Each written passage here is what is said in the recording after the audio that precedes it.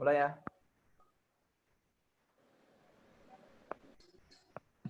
Assalamualaikum warahmatullahi wabarakatuh. Waalaikumsalam. Waalaikumsalam warahmatullahi wabarakatuh. Ya, kami dari kelompok 2 ingin presentasi tentang perkembangan pendidikan Indonesia pada zaman penjajahan Belanda. Kelompok kami ada saya sendiri Muhammad Azkar Fikri, Arya Harsaputra, dan Panisha Nasrojana Erpa Palimla.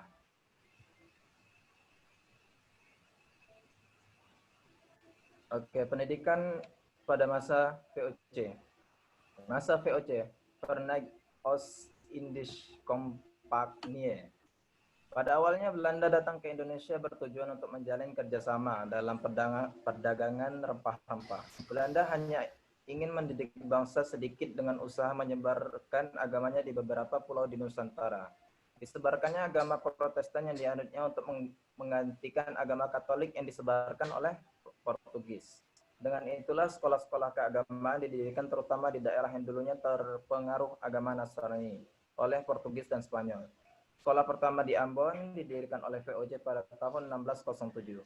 Pembelajaran yang diberikan yaitu membaca, menulis, dan sembahyang. Next. Masa pemerintahan Belanda setelah VOC. Sistem pendidikan dimulai dari dasarnya karena pendidikan masa VOC berakhir dengan kegagalan. Pemerintahan baru yang diresapi oleh ide-ide liberal aliran Enlightenment menaruh kepercayaan dan pendidikan sebagai alat untuk mencapai kemajuan ekonomi dan sosial. Pada tahun 1808, Daendels, gubernur Belanda, memerintahkan kepada bupati-bupati di Pulau Jawa agar mendirikan sekolah atas usaha biaya sendiri untuk mendidikan anak-anak mematuhi adat dan kebiasaan sendiri. Kemudian Daendels mendirikan sekolah bidan di Jakarta dan sekolah ronggeng di Cirebon. Next.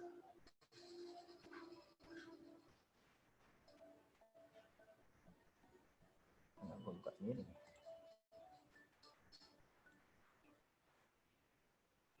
Yang di Cirebon. Masa pemerintahan Gubernur Jenderal Van der Kempen 1819 sampai 1823. Adanya anjuran pendidikan rakyat. Tahun 1820 diinstruksikan agar para regen menyediakan sekolah bagi penduduk untuk mengajar anak-anak membaca dan menulis serta mengenal budi pekerti yang baik. Tetapi anjuran ini tidak berhasil untuk mengembangkan pendidikan pada waktu itu. Lalu pada tahun 1826, kesulitan finansial yang melanda pemerintah kolonial berdampak negatif pada pendidikan yang mengakibatkan lapangan pendidikan terganggu karena terjadi penghematan. Akibat ini, Raja Belanda meninggalkan prinsip-prinsip liberal dan menerima rencana yang dianjurkan Van den Bosch, yaitu diadakannya kerja rodi atau kerja paksa. Lalu pada tahun 1848, Van den Bosch mengeluarkan peraturan-peraturan yang menunjukkan perintah kolonial secara bertahap, menyadari perlunya mengembangkan pendidikan bagi putra-putri bumi putra. Lalu tahun 1894, terdiri sekolah bagi pendidikan anak pribumidi dan peraturan pemerintah tahun 1854 yang menginstruksikan Gubernur Jenderal untuk mendirikan sekolah bagi pendidikan anak pribumi setiap kabupaten. Lalu pada tahun 1870, sistem tanam paksa dihapuskan dan diganti dengan Undang-Undang Agraria tahun 1870. Perubahan ini memberi peluang kebebasan berusaha bagi pengusaha-pengusaha partikuler. Kebijakan ini membawa perkembangannya perekonomian pihak kolonial, sehingga membutuhkan lebih banyak pegawai. Lalu di tahun 1893, timbul diferensiasi pengajaran bumi putra. Hal ini disebabkan hasil sekolah-sekolah bumi putra kurang memuaskan pemerintah kolonial karena isi rencana pelaksananya terlalu padat. Di kalangan pemerintah mulai timbul perhatian pada rakyat jelata. Mereka sadar bahwa yang harus mendapat pendidikan itu bukan hanya lapisan atas saja. Adanya kenyataan bahwa masyarakat Indonesia mempunyai kedua kebutuhan di lapangan pendidikan, yaitu lapisan atas dan lapisan bawah. Lalu untuk mengatur dasar-dasar baru bagi pengajaran Bumi Putra, maka dikeluarkanlah Indic States Blad 1893 nomor 125. Isinya menyatakan bahwa sekolah Bumi Putra dibagi menjadi dua bagian, yaitu sekolah kelas 1 untuk anak priai dan kaum terkemuka. Lalu sekolah-sekolah kelas 2 atau disebut juga sekolah Fairfolk, sekolah sambungan, ditujukan untuk rakyat jelata. Saya dipersilahkan untuk pembaca selanjutnya.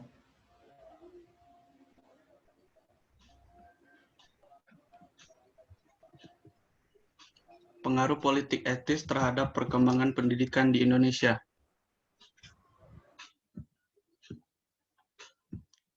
Sejak dilaksanakannya politik etis, tampak sekali kemajuan dalam pendidikan dengan diperbanyaknya sekolah rendah, sekolah yang berorientasi barat untuk orang Cina dan Indonesia juga didirikan. Tujuannya adalah agar penduduk Bumi Putra, Cina, dan golongan lainnya berkesempatan memperoleh pendidikan barat sebagai dasar pendidikan sampai pendidikan tinggi. Melalui kebijakan pendidikan politik etis, orang-orang Bumi Putra harus diperkenalkan kebudayaan dan pengetahuan barat, sehingga pemerintah Belanda banyak mendirikan sekolah-sekolah yang berorientasi barat. Pemerintah Belanda mendasarkan kebijakannya pada pokok-pokok pikiran sebagai berikut. 1. Pendidikan dan pengetahuan barat diterapkan sebanyak mungkin bagi golongan penduduk Bumi Putra. Bahasa Belanda diharapkan menjadi bahasa pengantar di sekolah-sekolah. 2. Pemberian pendidikan rendah bagi golongan Bumi Putra disesuaikan dengan kebutuhan mereka. Ciri umum politik pendidikan Belanda. 1. Yaitu gradualisme yang luar biasa dalam penyediaan pendidikan bagi anak-anak Indonesia. 2. Dualisme dalam pendidikan dengan menekankan perbedaan yang tajam antara pendidikan Belanda dan pendidikan pribumi. 3. Kontrol yang sangat kuat. 4. Keterbatasan tujuan sekolah pribumi dan peranan sekolah untuk menghasilkan pegawai sebagai faktor terpenting dalam perkembangan pendidikan. 5. Prinsip konkordansi yang menyebabkan sekolah di Indonesia sama dengan di negeri Belanda. 6. Tidak adanya perencanaan pendidikan yang sistematis untuk pendidikan anak pribumi. Pendidikan untuk Bumi Putra. Upaya untuk memperbaiki pengajaran rendah. 1. Memberikan corak dan sifat kebelandaan kepada sekolah kelas 1. 2. Mendirikan sekolah desa. Baiklah, kepada pembicara selanjutnya.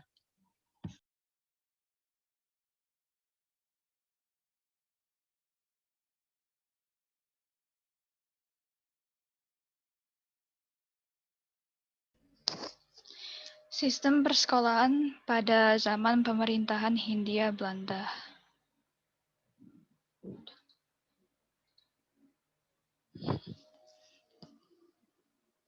Pendidikan rendah Langer Onderwijs pada hakikatnya pendidikan dasar untuk tingkat sekolah dasar menggunakan dua sistem pokok, yaitu sekolah rendah dengan bahasa pengantar bahasa Belanda dan sekolah rendah dengan bahasa pengantar bahasa daerah.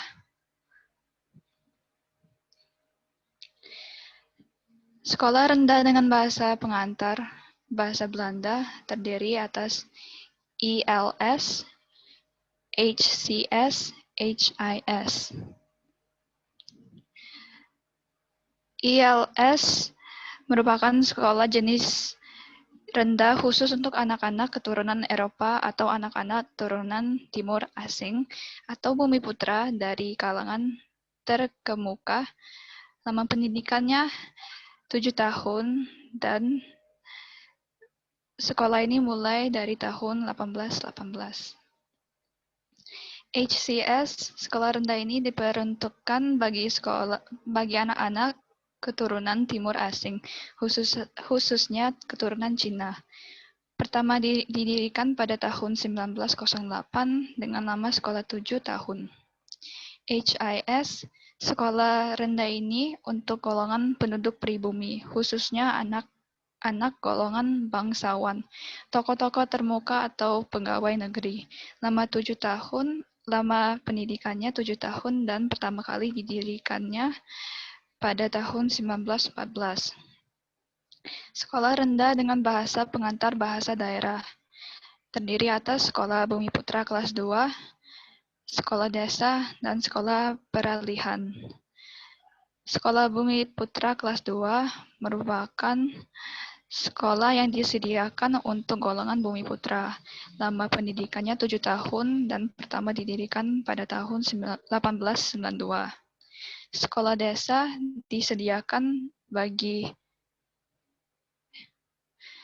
Desa disediakan bagi anak-anak golongan Bumi Putra dengan lama 3 tahun, pertama kali muncul pada tahun 1907. Sekolah Peralihan merupakan sekolah dari desa yang berbahasa pengantar bahasa Belanda. Lama belajarnya 5 tahun dan diperuntuk untuk anak-anak golongan Bumi Putra.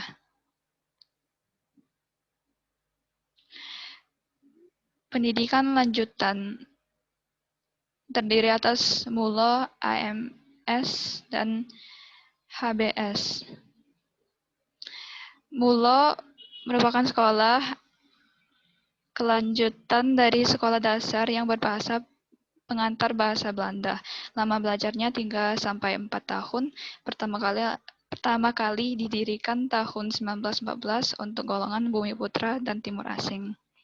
AMS merupakan sekolah menengah umum kelanjutan dari MULO berbahasa Belanda dan diperuntukkan golongan Bumi Putra dan Timur Asing. Lama belajarnya 3 tahun, pertama kali didirikan pada tahun 1915. HBS atau Sekolah Warga Negara Tinggi adalah sekolah menengah kelanjutan dari ILS yang disediakan untuk golongan Eropa, bangsawan golongan Bumi Putra atau tokoh-tokoh termuka. Bahasa pengantarnya adalah bahasa Belanda dan berorientasi ke Eropa Barat. Didirikan tahun 1860 dengan lama belajar 3 tahun. Pendidikan kejuran. Sekolah Pertukangan merupakan sekolah berbahasa daerah dan menerima sekolah lulusan Bumi Putra kelas 3 atau sekolah lanjutan. Sekolah ini didirikan pada tahun 1881 bertujuan untuk mendidik tukang-tukang. Sekolah Teknik. Sekolah ini merupakan sekolah kelanjutan dari Ambacht School berbahasa Belanda. Lamanya sekolah 3 tahun. Sekolah tersebut bertujuan untuk mendidik tenaga-tenaga Indonesia untuk menjadi pengawas semacam tenaga teknik menengah di bawah insinyur. Pendidikan dagang. Sekolah ini bertujuan untuk memenuhi kebutuhan perusahaan Eropa yang berkembang dengan pesat. Pendidikan pertanian. Sekolah ini didirikan pada tahun 1903 sebagai sekolah pertanian yang menerima lulusan sekolah dasar yang berbahasa pengantar Belanda. Pada tahun 1911, sekolah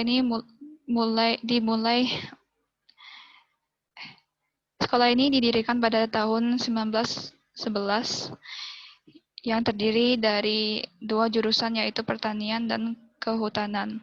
Lama belajarnya 3 hingga 4 tahun dan bertujuan untuk menghasilkan pengawas-pengawas pertanian dan kehutanan. Pendidikan tinggi.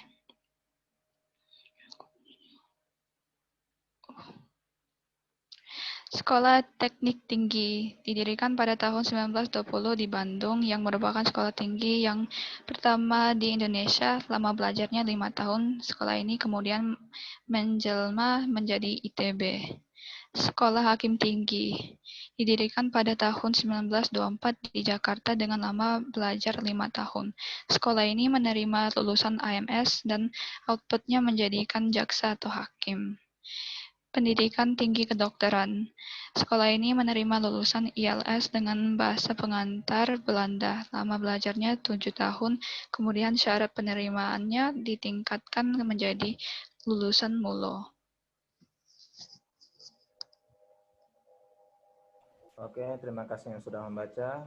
Jadi, pendidikan di masa penjajahan dipengaruhi oleh kebijakan para penjajah. Beberapa kebijakan di bidang pendidikan pada masa penjajahan Belanda antara lain sebagai berikut. Sistem pendidikannya itu diatur berdasarkan golongan penduduk, menurut keturunan atau lapisan sosial atau kasta yang ada, menurut golongan kebangsaan yang berlaku waktu itu. Lalu pendidikan didirikan untuk mengarah dan melahirkan kelas elit masyarakat yang dapat bermanfaat bagi pendukung supremasi politik dan ekonomi pemerintahan kolonial.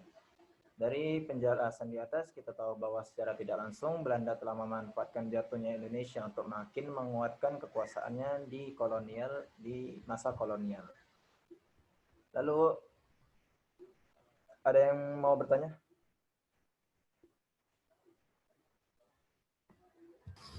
Saya izin bertanya.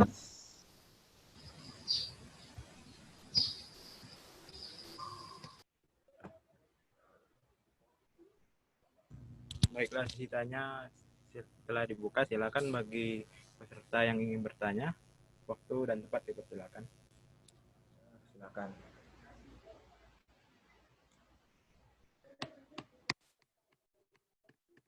Maaf, saya izin bertanya kepada kelompok 2. Silakan. Ratna ya. Saya Ratna Puri Cahyani dari kelompok 13 ingin bertanya kepada kelompok 2. Jadi kan pada masa kolonial pemerintahan Belanda ini, Belanda itu sempat mendirikan beberapa sekolah. Dan seperti yang kita ketahui, kalau anak Bumi Putra itu ada yang berkesempatan untuk mengenyam pendidikan di sana. Yang jadi pertanyaan dari saya itu, apakah anak-anak Bumi Putra itu memang benar-benar mendapatkan kualitas akademis ataupun sistem pendidikan ataupun materi yang diberikan itu sama terhadap anak-anak Bumi Putra ataupun terhadap anak-anak bangsawan Eropa?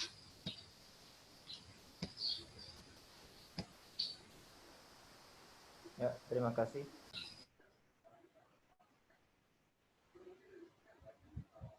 Ada lagi?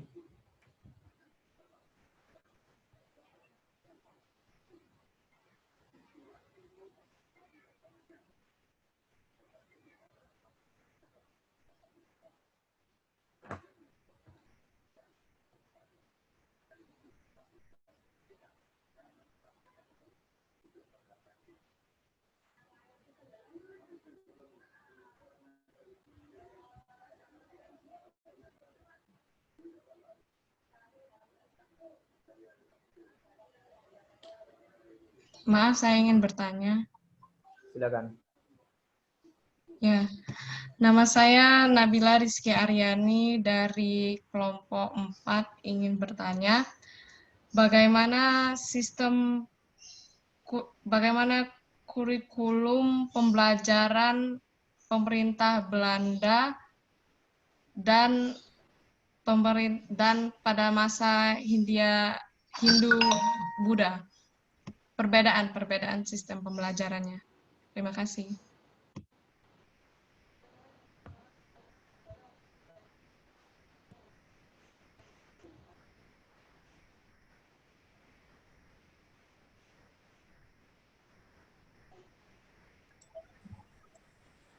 Maaf, saya ingin bertanya. Oke, tidak. Saya Dinda Akila dari kelompok 7. Menurut pendapat kalian, pemerintah koloni Belanda tuh memberikan pendidikan kepada para bumi putra, ada tujuan lainkah selain hanya untuk menjadikan para bumi putra itu sebagai kaki tangan atau alat yang dimanfaatkan untuk menguntungkan Belanda saja, atau ada maksud lain? Terima kasih.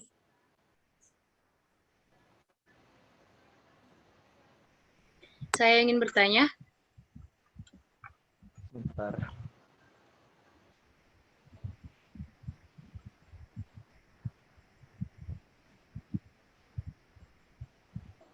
Silakan. Nama saya Rizky Amelia Putri dari kelompok 3. Pada masa kolonial Belanda, apakah ada pembagian sekolah berdasarkan kelas sosial dan ekonomi? Jika ada, tolong jelaskan. Terima kasih.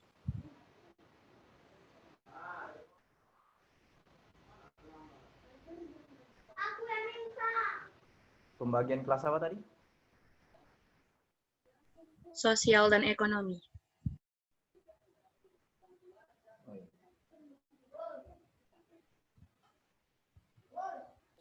Maaf, kelompok 2. Saya rasa cukup untuk pertanyaan, sudah banyak. Waktu juga bentar lagi habis. Langsung silakan waktu jawab dikasih waktu. Oke, beri kami waktu sebentar untuk menjawab.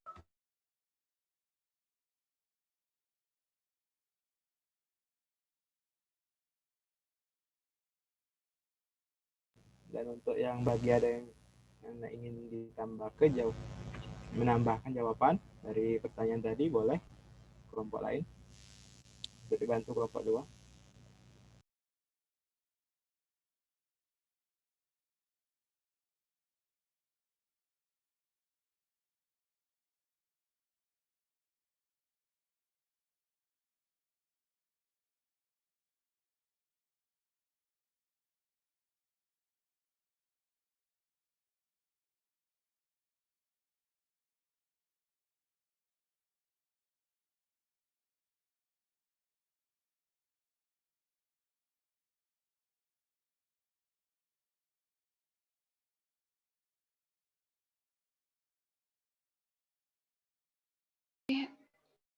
Saya akan menjawab pertanyaan Dinda.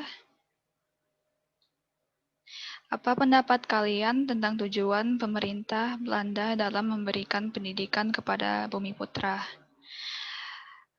Tujuan pemerintah Belanda dalam memberikan pendidikan